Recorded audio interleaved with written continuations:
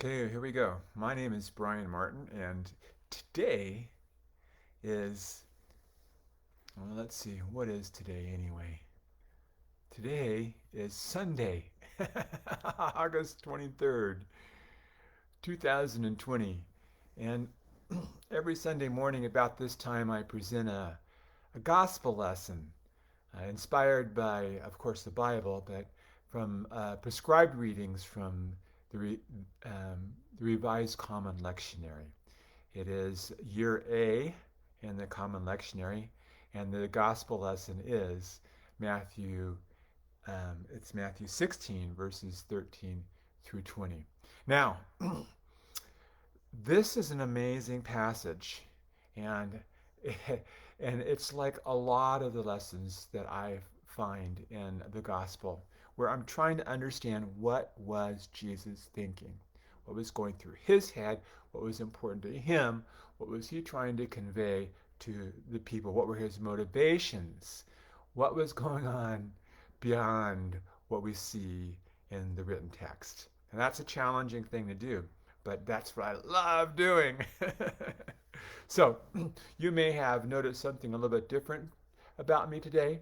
If this is your first time watching, you wouldn't notice it, but others are saying, "Oh my gosh, look. Can you believe that?" Yes, you can believe it. But it is, by the way, really me. Okay, let's get into the lesson from Matthew 16. Matthew 16, Jesus is he's leaving a situation where he's been challenged by some of the scribes and the Pharisees, the religious, the cultural leaders of the day. Uh, these are the people who helped to control the day-to-day lives of people with their rules, the rituals, the rites, the practices that they believed were the most important. And so Jesus is just leaving them, and he's going to a city called Capernaum, which is in the northern part of what we call the Sea of Galilee. And I've had the privilege of being there a couple times, and it's really amazing to walk the streets where Jesus walked in and to see the homes of Peter, who's a major character in this particular passage today, and to just get a feel for it. Uh, it's a beautiful place. If you have an opportunity to go to the Holy Lands to visit Israel, I hope that you will go because it will transform the way that you read and understand the Bible. All right, so here we go. Matthew chapter 16, verses 13. Oh, it's not just Capernaum, it's Caesarea Philippi. I just noticed that, which is just north of Capernaum. And there is a host of relics there that you must see. So, when Jesus came up into the district of Caesarea Philippi, he asked his disciples, who do people say the Son of Man is? All right, so Son of Man is a reference that Jesus makes about himself. And so he's asking his disciples, his followers, who do people say that I am? Now, this is really important because his identity is probably the most important feature about him. Who he is in the world will absolutely control what he does, what he says, and the way that he interacts with people. And that's the truth about every individual's identity. Your identity is just fundamental to how you proceed in the universe and in our world and in the community and in your home. And I'm going to tell you right now that in the age of COVID-19, it's playing tricks with people and their identity.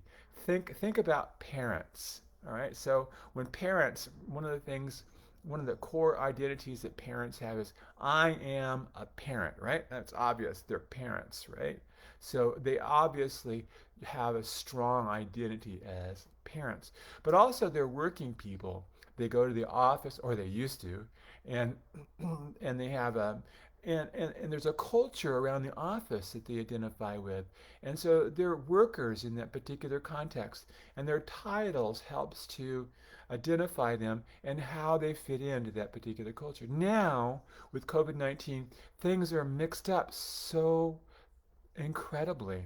So now people don't people find that their main identity isn't so much work where they spent 8 hours, 10 hours, 12 hours, whatever it is, focusing all of their attention and having principally that being their main identity in the world. Now, many parents are thrust back home because they can't go to work and they're having to work from home. Working from home now is compounded by the fact that people are actually caring for their children. I know that sounds funny, right? People are actually caring for their children. But what I mean by that, and you know what I mean by that, is that now there's no break except for when they can get away to do their work. They have to go into another room, they have to close the door. It's not like they're going to the office. It's their home. And there's that struggle because now they're responsible also for teaching their children. And so you can see how this wreaks havoc with the way the person views themselves. What's most important for me to do? And of course, parents are going to say, it's really, really important for me to parent my kids. And then on the other hand, there's a financial reality.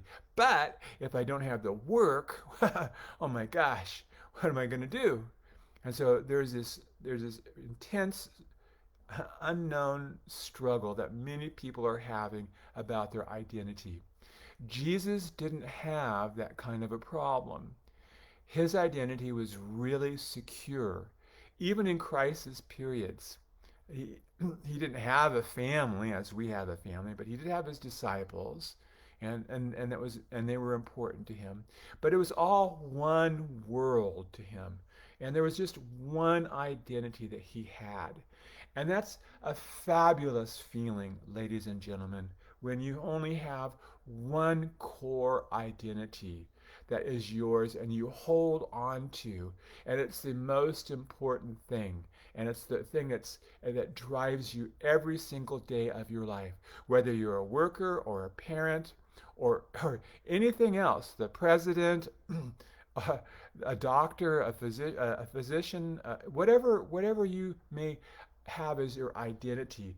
There is one supreme identity, as Jesus had one identity, and that was the thing that sustained him through the very difficult and trying 3.5 years of his tenure on earth and during his ministry.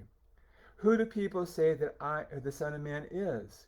And they said, the disciples, some say John the Baptist, others Elijah, and still others Jeremiah or one of the prophets.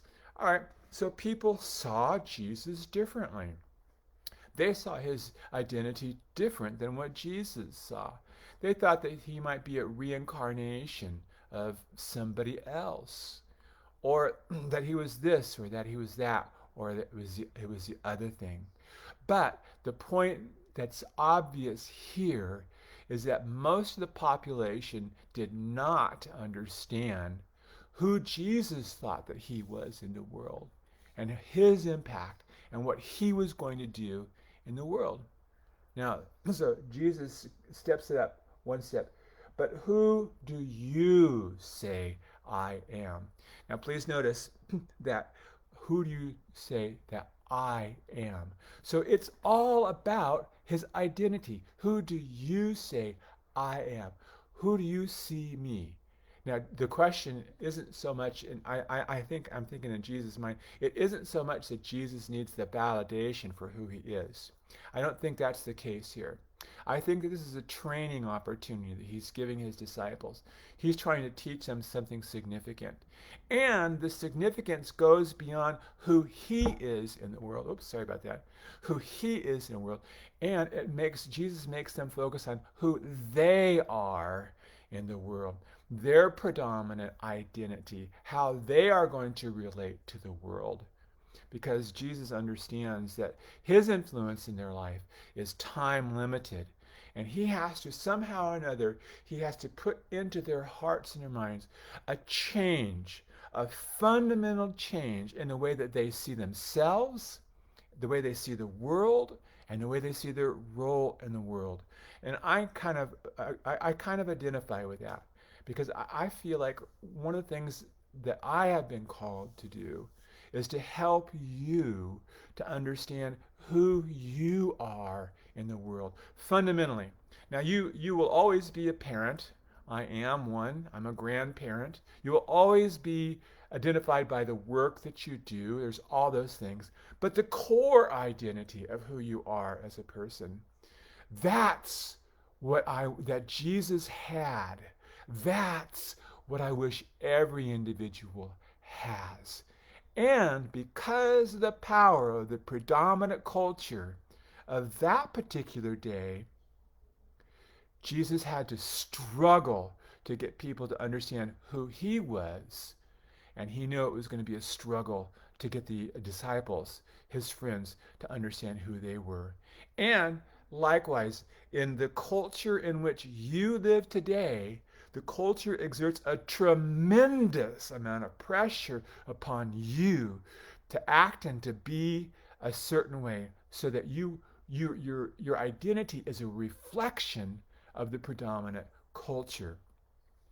So that's my challenge, and that's what I feel like one of the important things that I'm supposed to do in the world is that I'm supposed to help people understand who they are in the world and how that affects their thinking. Thus, the program, What Was Jesus Thinking? Because our identity is going to control our thinking. All right, so something exciting happens here. And Simon Peter answered him, "You are the Messiah, the Son of the living God." Now, ding, ding, ding, ding, ding, because from Jesus' perspective, that is exactly right. He nailed it on the head. And that was incredibly, incredibly important to him. And something dynamic happens here. It is this wonderful transition time where Jesus is going to change the message now here. And instead of focusing on Jesus' identity and who he was in the world and who he saw himself to be, you're going to see this incredible switch that happens right now. And it's going to move away from who Jesus is to who they are, his disciples. And he's speaking specifically to Peter in this particular passage. Now listen carefully to what happens, because you're going to see that the issue of identity is fundamentally important to Jesus' thinking, and he's trying to impress this upon his disciples. Listen to this. And Jesus answered him, "Blessed are you, Simon, son of Jonah, for flesh and blood has not revealed this to you, but my Father in heaven. And I tell you, you are..." All right. Stop there. All right. So there's this wonderful thing that's happened. There's been this transformation, this wonderful transformation in Peter's way of thinking. Peter understood that Jesus was not just Elijah or one of the prophets or John the Baptist, but Simon Peter saw and understood who Jesus was, what Jesus was in the mind of Jesus, and how Jesus wanted the world to see him and to relate to him. Peter saw that. And Jesus said, "Hey, guess what? Nobody revealed that to you, but that came from God." So that kind of understanding about identity is a gift. It's a beautiful and a wonderful gift when you know who you are and how you relate in the world at a fundamental place. And I'm going to tell you, Yes, you're a parent, but you're more than a parent. And at your core, there's something greater than being a parent that you are. And yes, you are a worker, a professional. You have a professional working identity. Yes, and that is important. But that's not the eye opening identity that's going to help you negotiate the type of life that's going to lead you to freedom. And it's going to lead you to be everything you could possibly be. It's going to lead you to be the best that you could ever imagine for your life. And so the story goes on. And I tell you, you are Peter. Okay? And on this rock, all right, so Jesus actually changed his name. He's not just Simon Peter, but he's Peter. Now, the word Peter is rooted in the word Petros. And the word Petros, or Petra, means rock. Now listen to what Jesus does here. I tell you, you are Peter, and on this rock I will build my church, and the gates of Hades will not prevail against it. Now, what's happened is that there's been a transformation in his mind, a fundamental transformation. Now, this does not mean that he's not going to struggle with it, because we're going to see in just a moment that he struggles with his own identity. And who doesn't struggle with their own identity? Even when you embrace that identity, which is the greatest thing that you could ever have for yourself in the world, you will still struggle with your identity. And the reason that you will struggle with it is because the prevailing culture wants you to think and believe a certain way about you. And that's different than what you were created to be. Let me go on. I will give you the keys to the kingdom of heaven. And whatever you bind on earth will be bound in heaven. And whatever you loose on earth will be loosed in heaven. Now, with this new identity that Peter has, he has new authority. And that authority is a wonderful and a powerful way for him to transform the lives of people he's with. It's amazing. And it's fundamental change for Peter. And it comes with incredible consequences, both positive and negative consequences. And it's a transformatory time for him. And then then Jesus does this. Okay, so now he's done his intervention with Peter, and now he's going to speak to all of his disciples about his role and his identity in the world. And watch this. Watch this very, very carefully. And he sternly ordered them. He ordered the disciples, his friends, those who were around him, his students, not to tell anyone that he was the Messiah. Now, the reason that he didn't want them to tell anybody was because the word Messiah has a powerful political meaning in Israel at that particular time. And what Jesus had intended to do as the Messiah was different than what the cultural perspective of Messiah was. And so he wanted to keep that. He didn't want people to know publicly at this particular time who he was, because they would misunderstand. They would misunderstand who he was. All right. So having explained that, it was just so important to Jesus that his friends and his relatives and his family and his disciples and his students knew who he was. And because that's the way he presented himself in the world. And they wanted to appreciate him for who he was, what his identity is in the world. Now, here is what I've been talking about. That is the fundamental aspect of your identity that you probably have not embraced. But if you do embrace it, it will fundamentally change your view of the world and your role and your responsibility in the world. And that is this: your identity is greater than your professional identity. Your identity is greater than any achievement that you've ever had. All of your degrees, all of your schooling, all of your education. Your identity is so phenomenal that it will carry you through this life, and you will leave a tremendous legacy that will have an impact on generations to come. And here it is. Your identity is that you are a loving person. That's it.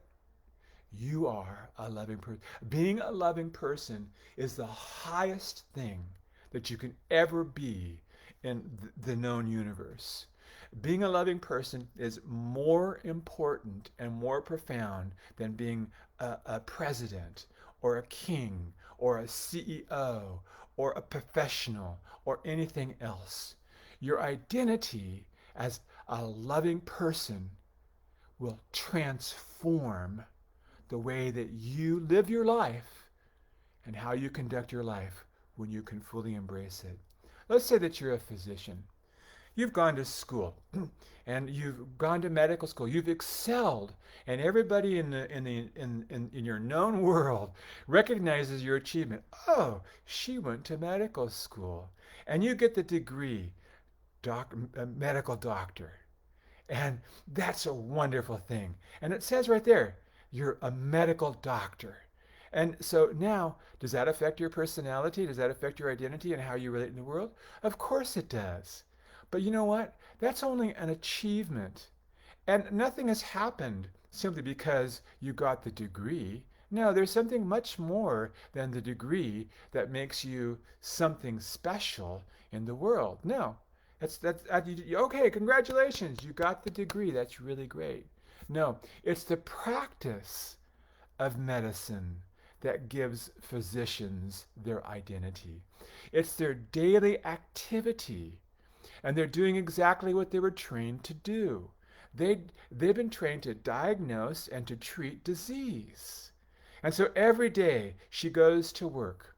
And after a long period of time, she discovers that, hey, having this identity as a medical doctor, there's hundreds and thousands and hundreds of thousands, maybe a million of medical doctors, and well, you know what? It's just we're caught up in this bureaucracy of medicine and everything else. It's just not what it's supposed to be.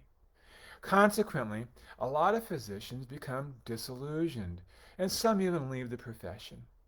But our physician, what she does is she notices that she has this interaction with people. And when she sits down with people, and when she takes time to talk with them and to learn about them, she discovers that these people are looking to her for help.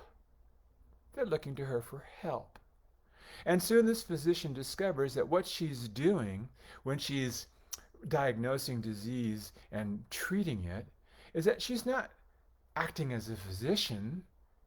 Well, she is, but there's something greater that she's doing. She's actually helping people. She discovers that what's so important and so meaningful about her identity isn't so much the achievement or the degree or the title. What's really significant and important for her is helping the people. And then one day she makes another step and she discovers, wow, this is really amazing. I'm helping people and they're smiling and they're responding to me. And she says to herself, I love this.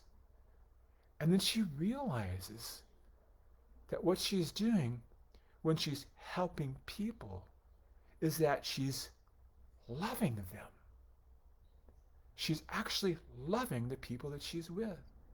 And yes, it's only for a few minutes, but she's taking all of her gifts and her skills and her talents and tools that she's learned. She's taking all of her achievements, all of her title, everything that she knows, all of her tools, all of her equipment, and she's focusing it on one thing. And the one thing is that she's helping people.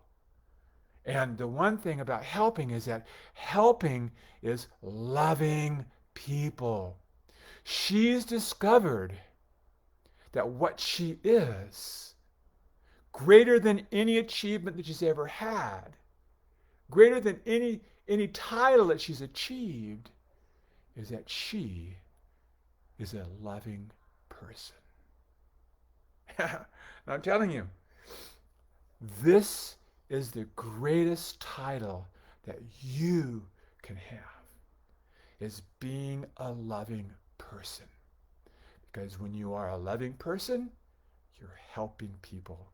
And you're using your gifts and your skills and your talents and tools, such as they are, whatever they may be, to love people.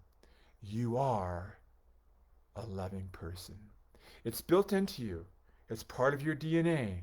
It's what you were born to be. And there's nothing like it. And it's not part of your culture. It's part of being a human being. It's greater than culture. It's beyond any identity that culture can give you. This is what you were called into existence to be. Now, when you can embrace your title as I am a loving person, and when people can see that, you will be surprised about the feelings that you get about helping people, how satisfying and how fulfilling that is, how transformative it is when you love people.